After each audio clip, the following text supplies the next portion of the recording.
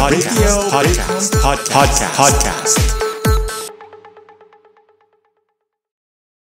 the reason why I wanted to delve deeper in the rejection part is because based on what you said earlier, yung rejections na ito really, instead of those rejections demotivate you, it really pushed you even further to improve yourself and get to where you are right now, right? Anong naramdaman mo nung na-reject ka ni Teleperformance?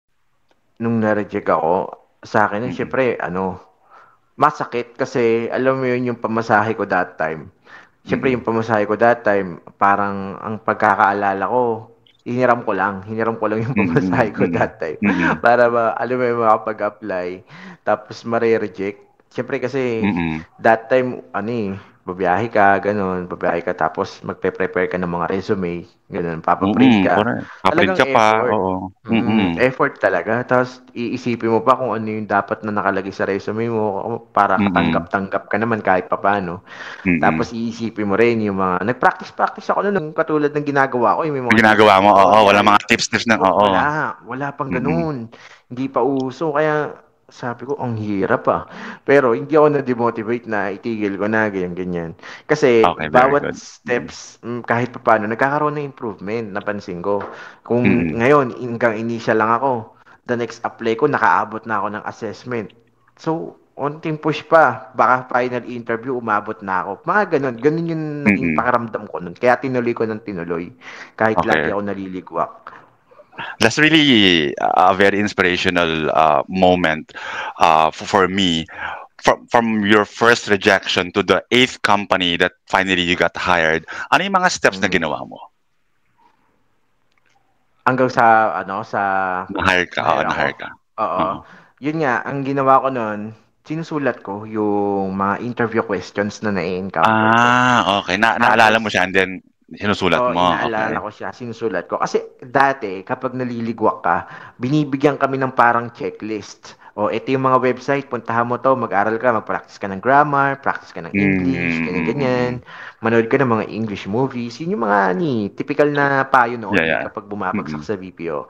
Yun yung, ginawa ko. Nanood ako ng mga movies, English movies, na walang mm. subtitle daw, ganyan. Tapos, sinusulat ko yung mga common interview questions sa BPO. Okay. Tapos, time to time, ini-improve ko yung mga canned responses, yung mga sample answers na ginagawa Yes, ko. oo. Kasi, syempre, sa ganitong company, hindi pala effective. So, baka sa kabilang company, ganito pala yung Mm, dapat isagot. Tapos, nangihingi ako ng advice sa mga kilala ko na nag-work sa BPO that time. Ganun. Tapos, okay. inaral ko lang, nag-practice ako na nag-practice. Tapos, alam mo yun, to the point na nire-record ko yung sarili kong boses. Tapos, kinakausap ko yung sarili ko. Ganun, Mm, kinakausap ko yung sarili ko. What if ganito yung interview question sa akin? Ano naman yung mm. isasagot ko? Ganun. In that way talaga, na-convert yung mga, what do you call this, passive vocabularies na, alam mo yun, hindi Mm. ko naman usually ginagamit yung mga ganitong words na malalalim. Correct. Nagagamit ko na siya. Tapos hanggang sa nalaman ko na yung mga relevant na words na gagamitin ko pag ganito Mm. yung scenario or situation, that way, talagang natuto ako. Hanggang sa nakapasa ako sa first BPO. Finally, nakapasa ka na on the Finally. Yep. eighth try, right? Yep, 8 So, try. okay. So you wrote down the questions from the Mm-mm. interviewers, and then you also formulated your canned responses, and then you asked tips from your Mm-mm. friends who were already working in the BPO industry, and that time then you practice and you practice and practice, and then finally you Yes, got that's in, right. right?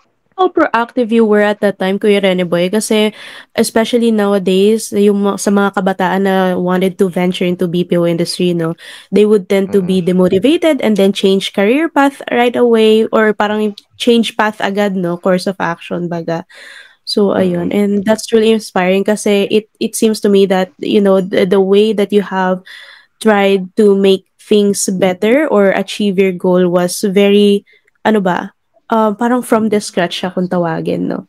Mm-mm. Ganun Mm. Talagang talaga. from the ground up Mm-mm. talaga si Serena Boy, which is really Mm. amazing. And ako, I think my first ever job, I think I could relate to Rene Boy. Ang first ever job ko was, alam niyo yung bench, hindi ba? Sales, ano ko dyan, Mm-mm. stock clerk ako sa bench, Glorieta 5. And then I So think ano same, ka, outright. Ay, outright, I mean consignor. Oo. Pero hindi ako wala ako sa wala ako sa Sa ano field? yun, nasa stock room ako rather. Nasa stock room ako Stock and room, then okay. oo, correct. So kapag may sales event sila, ang daming tao, they would prefer na yung mga stock clerk is also mag-roam around to help out the customers. And then 6 months, nag-endo ako. And then same with you din rin, Boy, I've been seeing a lot of my cousin's friends. My cousin is also working sa Cytel at that time. And Mhm. naging interesado ko because lagi siyang may bagong gamit every 2 weeks, and then she would also treat me sa mga fast food restaurants, and saan kumuha ng pera tong pinsa ko na to? Yun ang nasa isip ko. And then yun nga, nagkwentuhan kami, nagsa-cytel nga siya, call center, and then I asked more questions like ano bang ginagawa dyan, blah blah blah, kailangan pala ng English, Mm. right? So what I did back then is bumili ako ng English dictionary, yung Tagalog English. Nag-ano lang ako doon, and then I formulated a sentence in Tagalog, and then I used the Mm. dictionary to translate the Tagalog into English, and then I practice as well. Super Mm. practice lang talaga. And then, I also faced, I think, some rejections before I really got in sa isang company as a call center Mm. agent din. Sa customer service, ako na din. Nakakatuwa. Parehas Mm-mm. talaga ng no? May mga struggle talaga sa umpisa, especially kung Mm-mm. hindi ka marunong mag-English. Ang hirap eh. True. Mm-mm. Mahirap talaga. Kaya nakaka-relate ako dun sa mga beginner na, Kuya Rene Boy, paano ba makapasa dyan? Hindi ako marunong mag-English. 'Di ba? Mm-mm. Pero kasi kapag gusto niyo talaga mag-strive sa BPO industry, you really need to practice. You really need to improve your English communication skills. Diba? Hindi niyo Agree. makukuha talaga yan right off the bat. Pero as time goes by, kung ini-expose niyo yung sarili ninyo sa mga bagay na nakakatulong sa inyo for your personal, Mm-mm. diba, personal development, talagang practice lang. Kasi totoo Agree. yun eh. Yung gasgas na yung sinasabi nila na practice makes perfect, totoo yun. Mm-mm. Kailangan nyo Correct. I gawin yun agree. para talaga matuto at matuto. Ganon. And that's a really talaga like a good timeline to look back, especially nowadays na you have achieved a lot. Ang sarap balikan ng mga nakaraan kung paano ka nagsimula, right? And Mm. thank you so much for sharing all this to us, Kuya Rene Boy.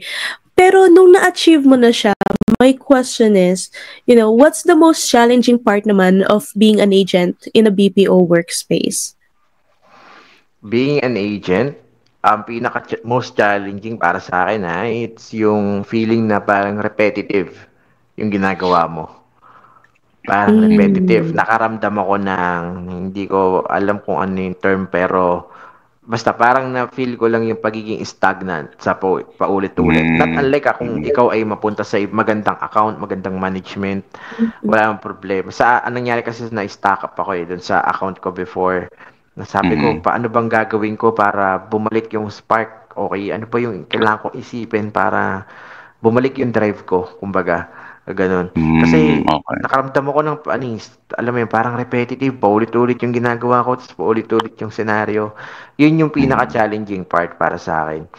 Pero yun, kapag ang ginagawa ko nun, tawag dito, nag-isip ako ng ibang program. Nag-isip ako ng Mm. program. Ito nga yun, pumasok na yung tinatawag na referral program.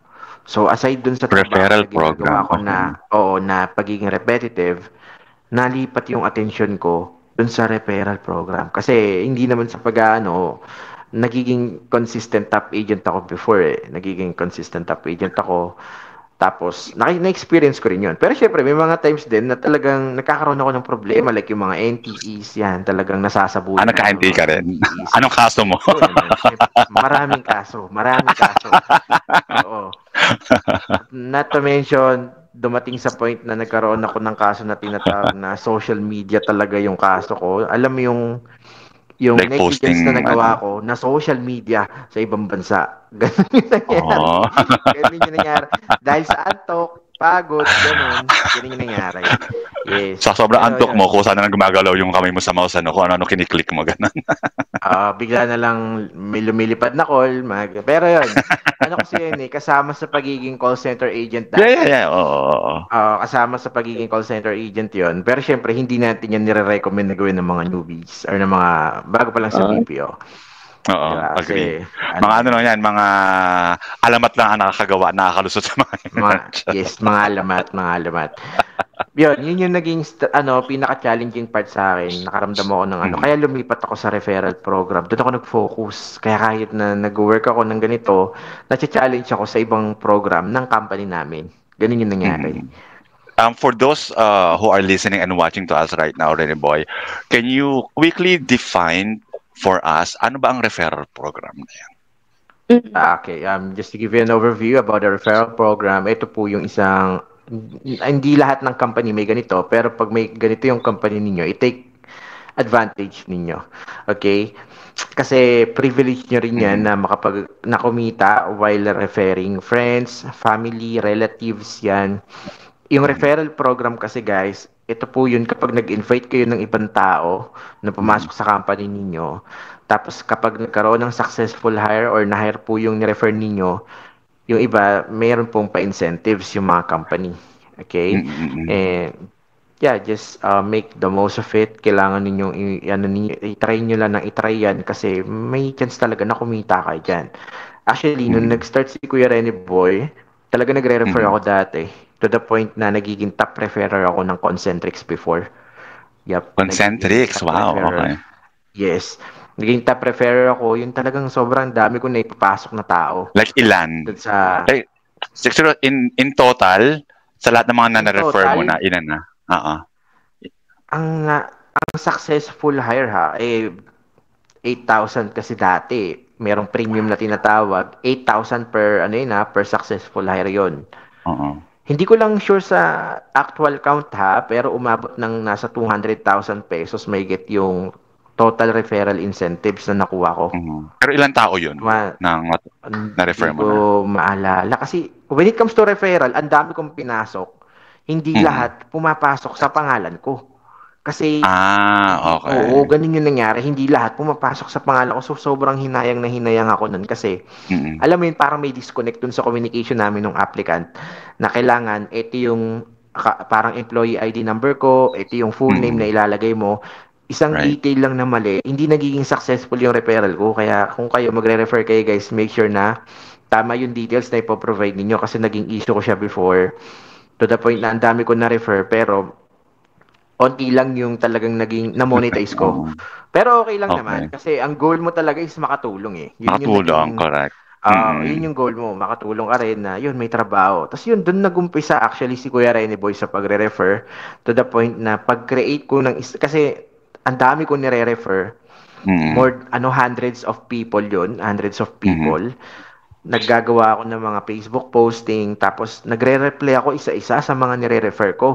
So, I come up with a decision na ba't hindi na lang ako gumawa ng video? Para Mm. isang link na lang isi-send ko. Ito yung tips, Mm. ganito makapasa, ganyan. Hindi ko Mm. akalain mag-viral. Doon nag-start yung pagbablog ni Kuya Rene Boy about call Nice. center tips.